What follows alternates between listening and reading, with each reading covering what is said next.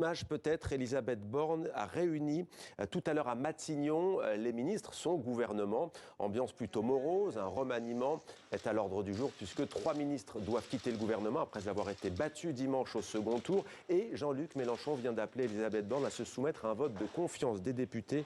Richard Verly, toutes les attentions se concentrent sur cette femme. Oui, c'est pour elle, ça doit être extrêmement compliqué.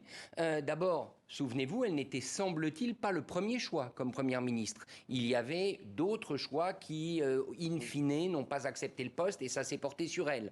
Deuxième élément, certes, elle a été élue dans sa circonscription du Calvados, mais avec une petite marge. 52%, c'est quand même pas très glorieux pour une Premier ministre en place. Et enfin, troisième élément, elle a eu l'expérience de l'appareil d'État. C'est une ministre, elle a fait les transports, elle a été à la transition écologique, avant elle a dirigé la RATP, mais elle n'a jamais été en position de Vous avez dit transition écologique, c'était elle, la taxe carbone, le mouvement des Gilets jaunes. Donc, dans ce contexte-là, peut-elle rester à Matignon ?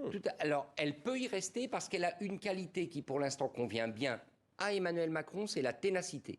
Elle a fait la preuve de sa ténacité, donc elle va s'accrocher au job. Le président lui demande de durer, mais toute la question c'est est-ce qu'il lui demande de durer pour réussir ou simplement de durer pour durer, c'est-à-dire pour gagner du temps, voir ce qui se passe et peut-être pour essayer, ce qu'il a toujours fait Emmanuel Macron, de diaboliser ses opposants en disant voilà, moi et ma première ministre, on veut travailler pour les Français, c'est les opposants qui ne le veulent pas. Ouais.